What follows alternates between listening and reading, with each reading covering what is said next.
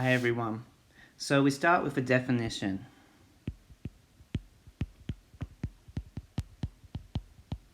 So recall that we call a field extension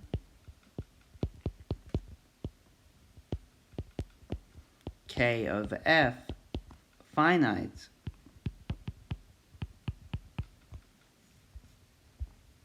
if the degree of the extension is finite.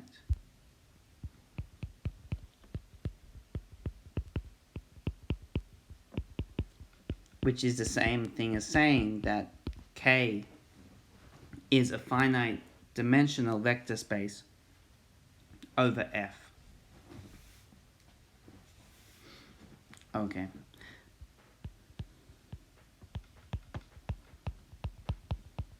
Proposition. Any finite field extension is algebraic. All finite field extensions are algebraic.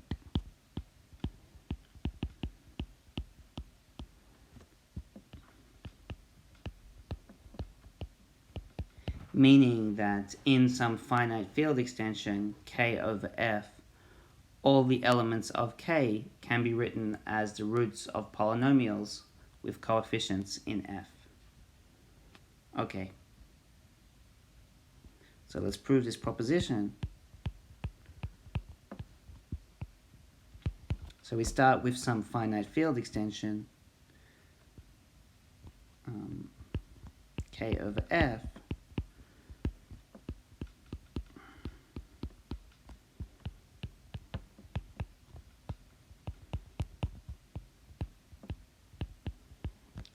and since it's finite, it has some finite dimensional basis over F, and it's a finite dimensional vector space.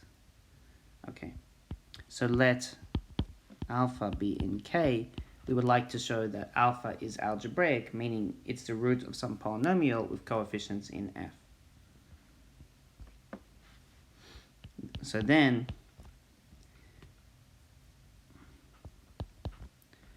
the field generated by alpha, F alpha, this is the smallest, to remind you, F alpha, which is the field generated by alpha, from the previous lectures was defined as the smallest subfield of K containing both F and alpha. So this now, since K is a finite field extension, F alpha is some F vector space, which is a subspace of a finite dimensional vector space, and hence it's a finite dimensional vector space. So F alpha is a subspace of the finite dimensional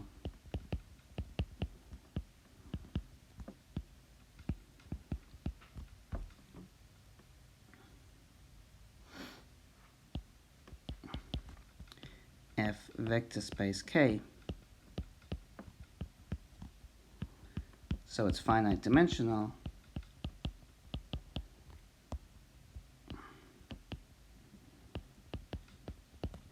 We let n be the dimension of F alpha, i.e. the degree of the field extension F alpha over F. Okay. So F alpha is an n-dimensional vector space, and in any n-dimensional vector space, any n plus 1 elements have to be linearly dependent.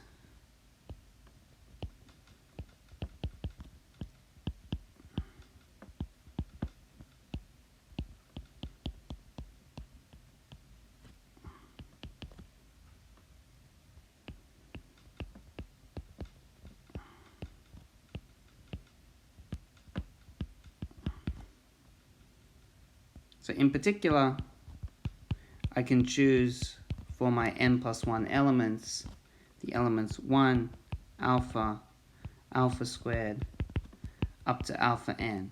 And then I've got n plus 1 elements of F alpha. Since they're all in F alpha, because F alpha is a smaller subfield containing alpha, and any field containing alpha has to obviously contain all the powers of alpha. So these are elements in F alpha, and since there's n plus 1 of them, they're linearly dependent.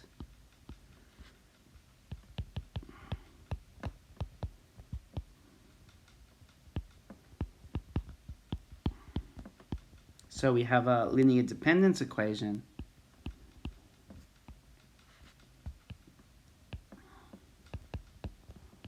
Lambda 1 plus lambda 2 alpha plus lambda 3 alpha squared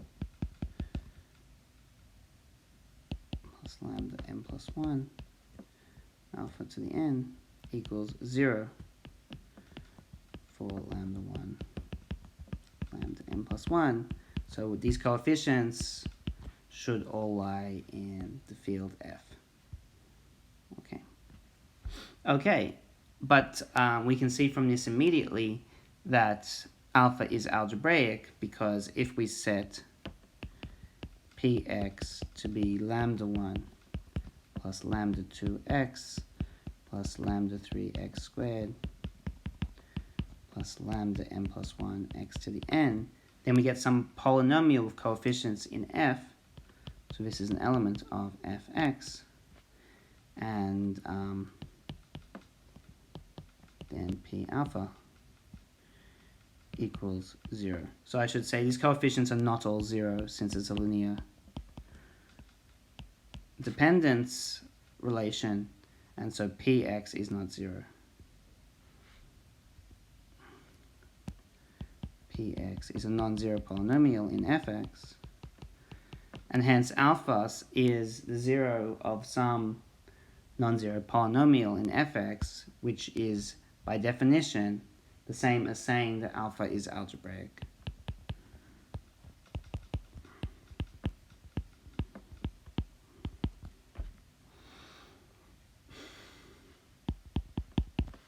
Okay, so in conclusion, any finite field extension is algebraic.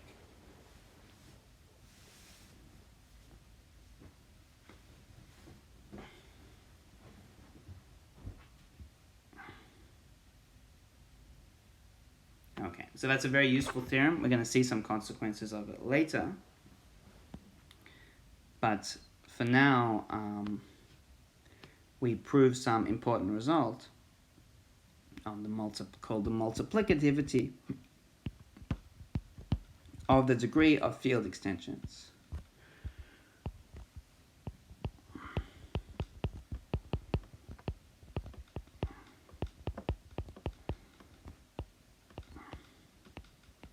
So this tells you how to compute the degree of some field extension in terms of intermediate field extensions.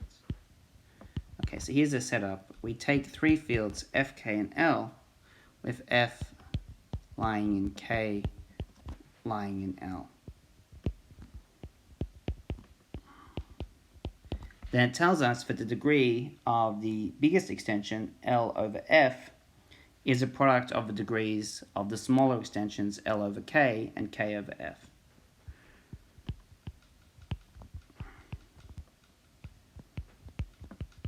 So the degree of L over F equals the degree of L over K times the degree of K over F. Okay. So as in order to remember this,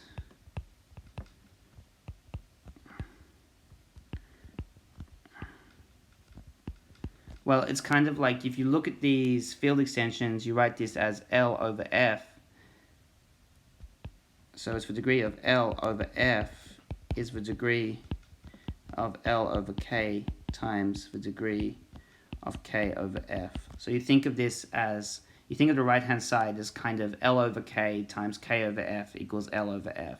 It's kind of like writing the fractions and then cancelling L over K times K over F to get L over F. Okay. So proof.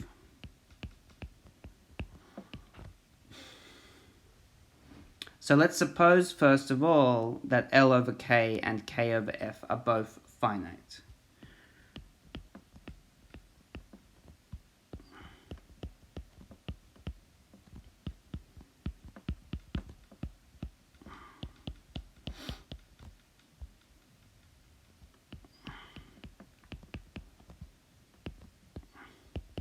Then let n be the degree of L over K, and let m be the degree of K over F, which are both finite numbers by assumption.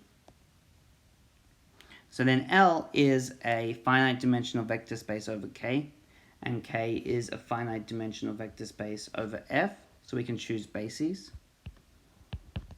So let E1 to En be a basis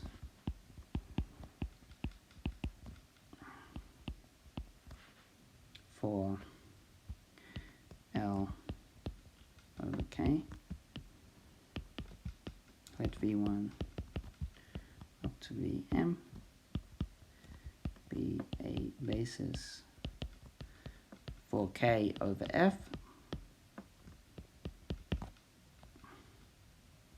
Then we claim that all of the products give us a basis for L over F. So the first observation is that I can take products because E1 up to En are elements of L, and V1 up to Vm are elements in K, but K is a subfield of L, so I can just take the products in L.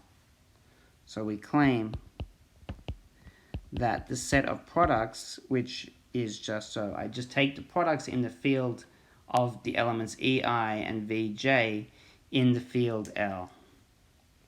So we claim that the products EI times VJ is some product that's being taken in L. When I run over all I and j, so I is between 1 and n, j is between 1 and m. So we claim that this set of elements in L gives us a basis for L over F.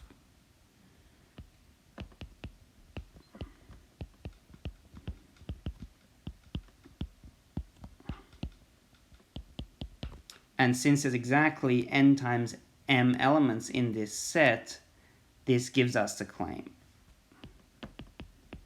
So since the cardinality of a number of elements in the set EIVJ for I between 1 and n, j between 1 and m equals n times m, this shows that L over F equals nm equals lk kf. Okay, so it remains to prove the claim that EIVJ gives us a basis for L over F. So we have to show two things. We first have to show that the set EIVJ for all I and j spans L over F.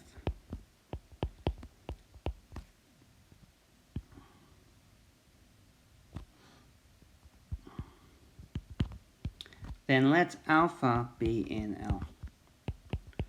Then, first of all, I can write alpha, since it's an element in L, which has, if we go back up, L has as a basis E1 up to En. Then I can write alpha as some linear combination of E1 up to En with coefficients in K. Okay, so alpha equals lambda 1 E1 plus lambda n En for the coefficients lambda I in K, since by definition E1 up to En gives a basis for L over K. And let's just write this as a sum, lambda I EI, I from 1 to n. Okay, but further, each of these coefficients are elements in K, and K is some vector space over F with basis V1 up to Vm. So for each I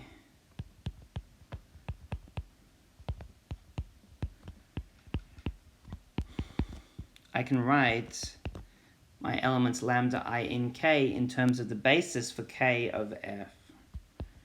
So it's some sum j from 1 to m mu ij vj. And I can sub this back into the equation for alpha to get that alpha is some sum. So here, sorry, the mu ij are all in F. Now I can sub this back into the equation for alpha to get alpha as some sum mu ij. So maybe I should write it like this. So it's a double sum mu ij, j from 1 to m, I from 1 to n, mu ij, so I'm subbing this in for lambda I times ei vj. And these elements are in F. So this shows that each element alpha in K is some linear combination of the elements ei vj. So this shows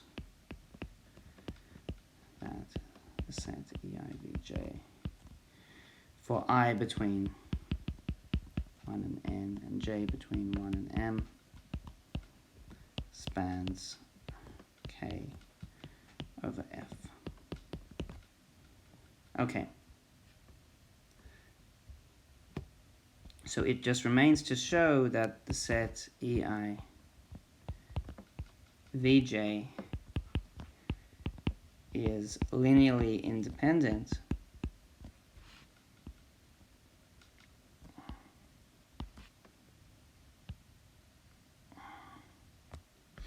Okay, suppose we have some linear dependence equation, mu ij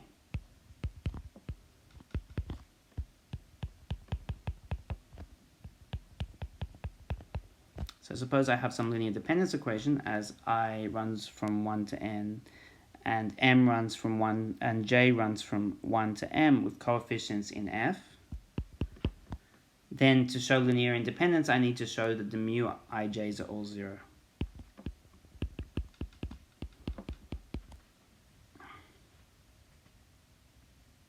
Okay, so then we can expand this out as such. So we we expand this out, right, like this. So for I equals 1, I've got some sum mu 1j vj e1 mu 2j, now I said I equals 2, vj e2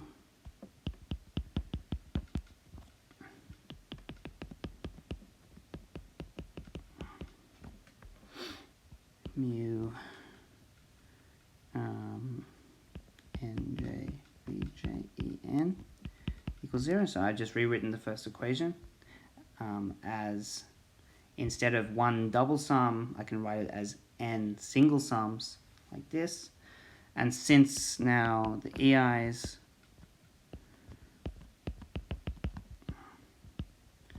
are linearly independent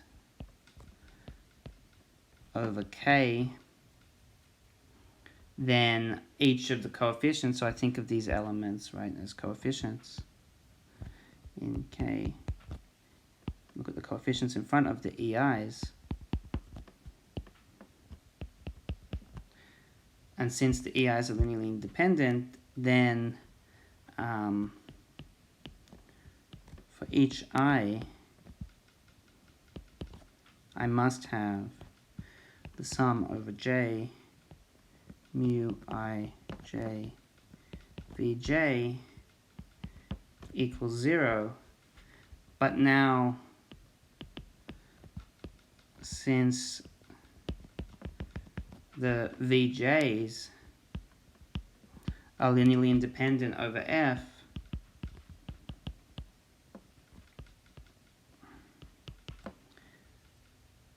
so I have this for all I. Let's say if j goes from 1 to m. So since these guys are linearly independent, we must have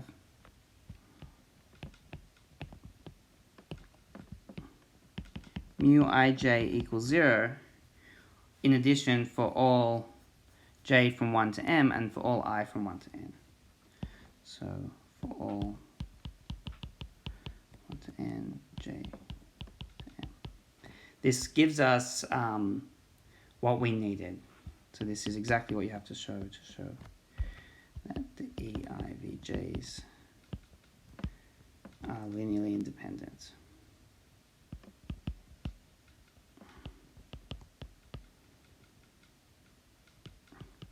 Okay, so now we have our basis of the right size nm, giving us what we want about the multiplicity of the degrees of the field extensions in the case where the field extensions L over K and K over F are finite. Okay, so we should just deal with the case, so it almost completes the proof, but we should lastly deal with the case where one of the field extensions L over K or K over F is infinite. Okay, so this proves the claim if L over K and K over F are finite.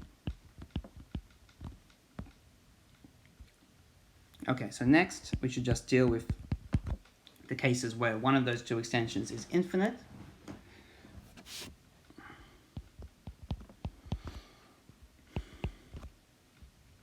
So suppose first of all that K is an infinite field extension of F. So then there is an infinite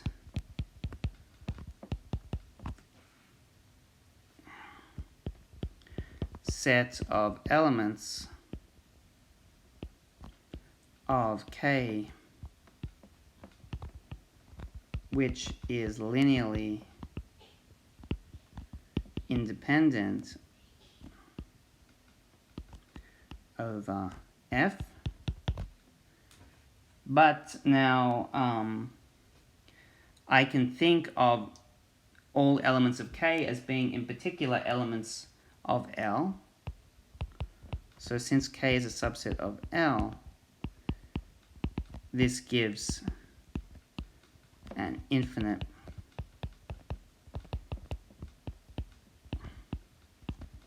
set of elements of L which is linearly independent over F.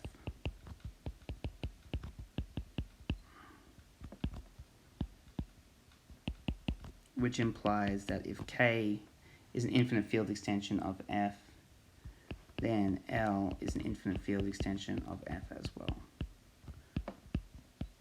And this proves what we want, the multiplicativity in the case where K over F is infinity, because then if I times infinity by some positive number, it's going to still be infinity. So lastly, if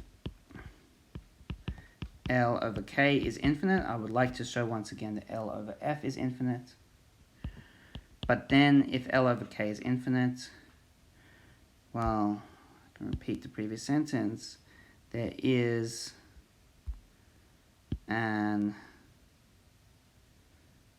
infinite set of elements which is linearly independent over K. Copy, so then there exists an infinite set of elements of L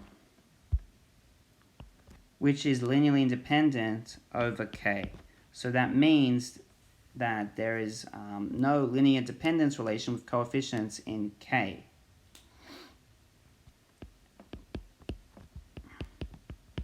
But since F is a subfield of K, this set is, in particular, linearly in-depth over F, because any linear dependence relation with coefficients in F would be a particular example of a linear independence relation with coefficients over K, since the coefficients F in F also lie in K. So this implies that, thinking of it like this, thinking of my set as some infinite set which is linearly independent over F, this implies that L is an infinite field extension of F. Okay. And that's what we needed to show. Okay, so one obvious corollary of the multiplication formula we just proved. So as an immediate corollary,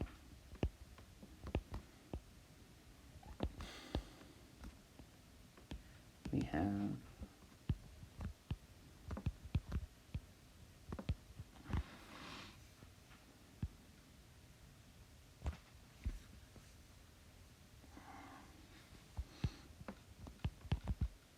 let L over F be a finite extension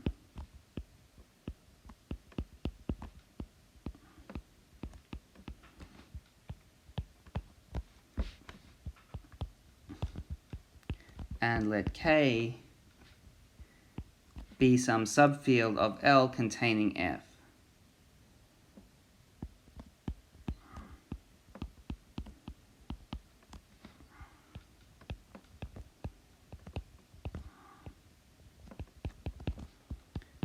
Then K over F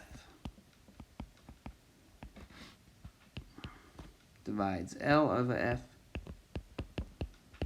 Okay, so this is just immediate from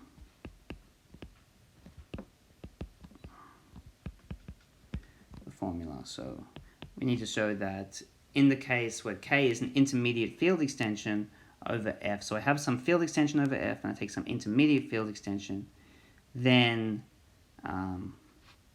the degree of the intermediate field extension divides the degree of the big field extension.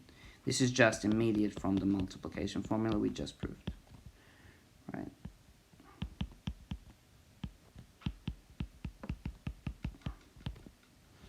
Okay.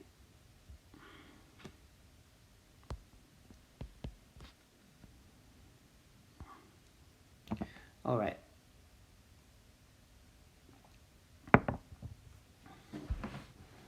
So let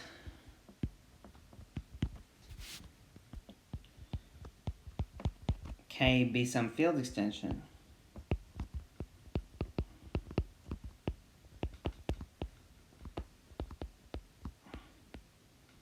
with elements alpha 1 up to alpha s in K. Then recall that by definition the field generated by these elements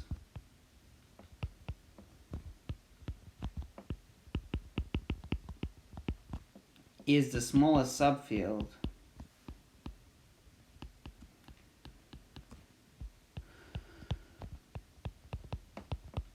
of K containing both F and the elements.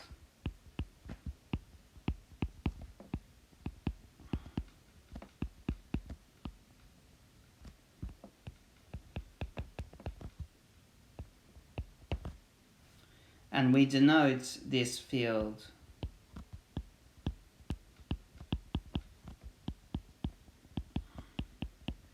by F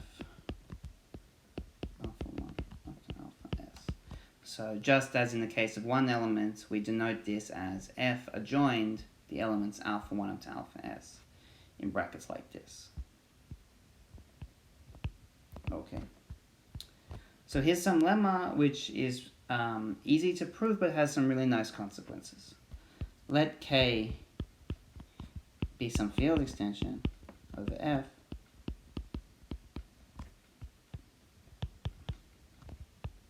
then we're going to look at the field generated by two elements, alpha, beta.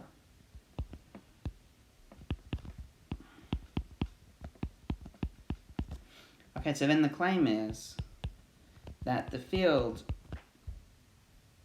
generated by alpha and beta over F, so the field F adjoint alpha beta, is a field F alpha adjoint beta. So this means that if I take the smallest subfield containing F plus alpha beta, it's the same as the smallest as the subfield containing F alpha and beta. Okay, so this follows pretty immediately from the definitions. So proof. So F, first of all, this field on the right hand side, F alpha beta, is a field containing, by definition, F alpha and beta. Okay, so hence it contains F alpha and beta, because if it contains F alpha, it must contain F and alpha separately. So by minimality of F alpha beta, by definition, F adjoin alpha beta is the smallest subfield containing alpha and beta, but this guy on the right hand side also contains alpha and beta, so it must contain the smallest such field. It must be bigger than that. So thus we have F alpha beta must contain the smallest field containing alpha and beta, which is F alpha beta by definition. So by the minimality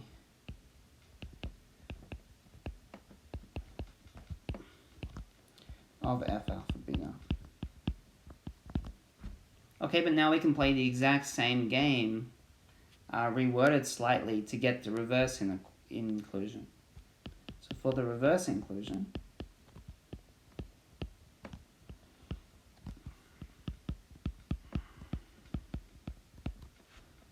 note that F alpha beta is a field. First of all, note that this is a field containing, so it's a field containing F, alpha, and beta. In particular, it's a field containing F and alpha, and thus it must contain the smallest subfield containing alpha.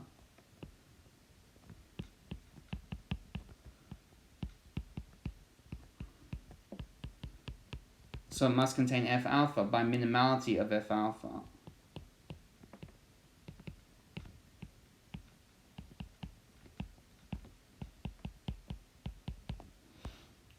As a result, F alpha beta is a field containing F alpha, the field F adjoin alpha and beta, and this implies that it must contain the smallest field, which contains F alpha and beta. So it must contain F alpha adjoin beta by the minimality property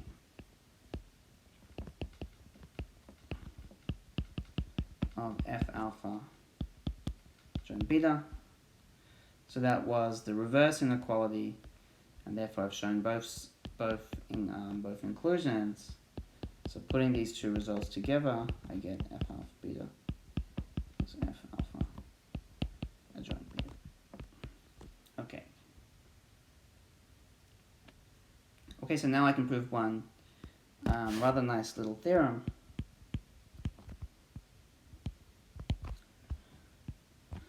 So it tells us, this theorem tells us essentially that the set of algebraic elements in some field extension forms a subfield.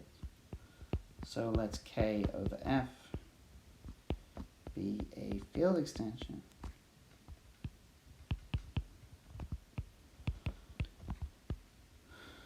And suppose alpha and beta in K are both algebraic,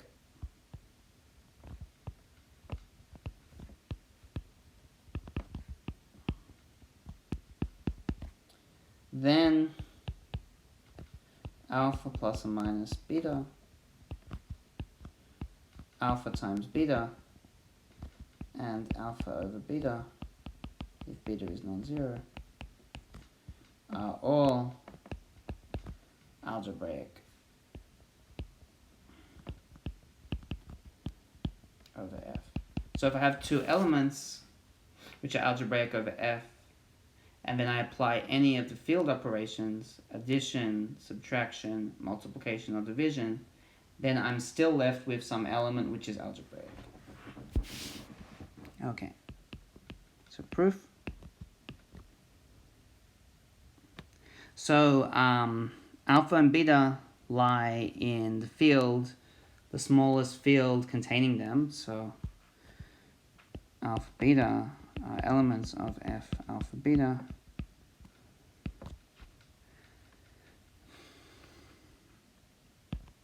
So since F alpha beta by definition is a field,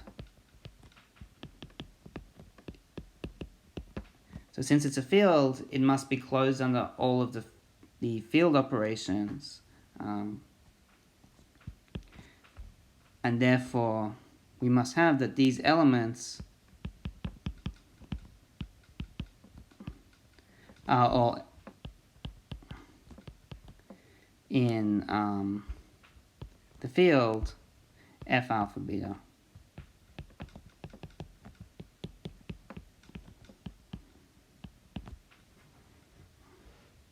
Okay, so these elements are all in the field F alpha beta, but we have seen,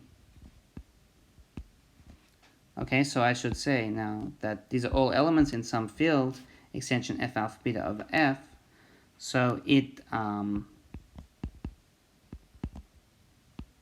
suffices to show that this field is algebraic over F. Then by definition all the elements will be algebraic over F, and these are all elements in this field extension F alpha beta. So it suffices to show F alpha beta is algebraic over F. But we know that all finite extensions are algebraic, so for this it suffices to show, so it's enough to show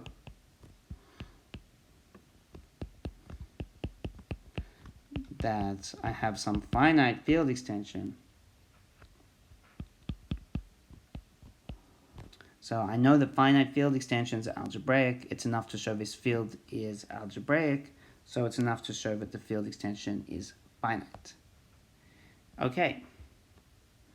But we also have that F of alpha beta is F alpha beta. Now, since alpha is algebraic over F, then by an important result we proved last time, if I have some algebraic elements and then I look at the simple field extension given by adjoining that algebraic element, I get a finite field extension.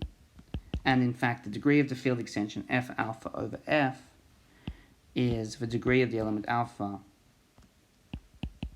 i.e. the degree of the min polynomial of alpha. Okay, this is a result we proved last time. And next, so here's the field that I'd like to prove is finite over F. So first of all, F alpha is finite over F.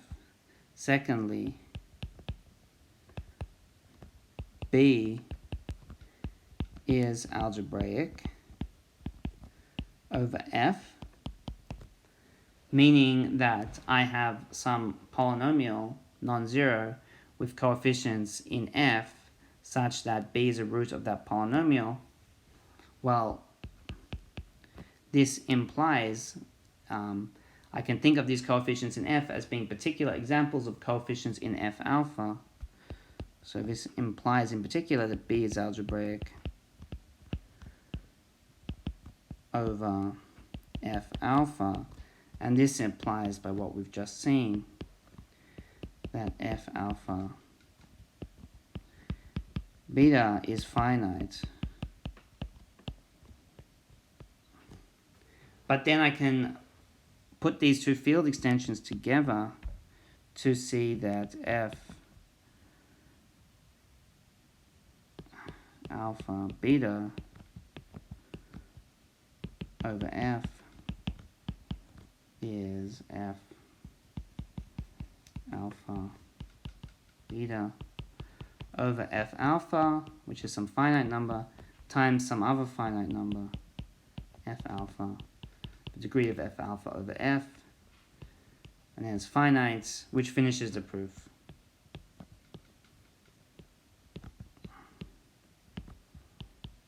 Okay.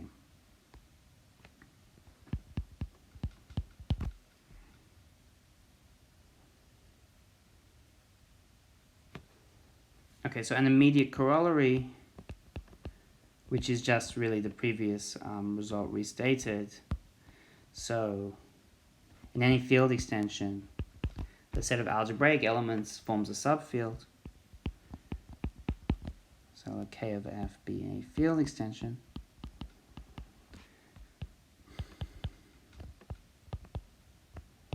Then the set of algebraic elements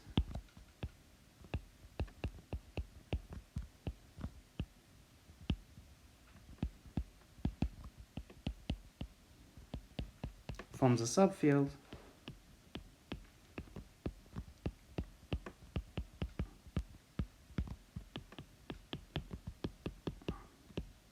It's just a restatement of the above theorem.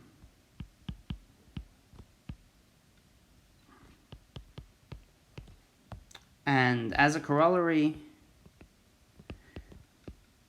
we get that the field Q bar, which is by definition the field of all complex numbers which are algebraic over Q, is a field. So the set of elements alpha in C such that alpha is algebraic over Q gives us a field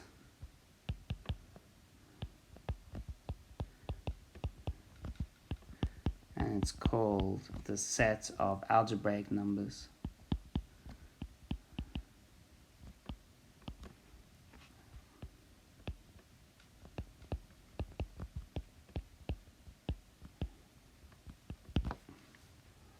Okay, and it's a field extension of Q, obviously. Okay, that's it.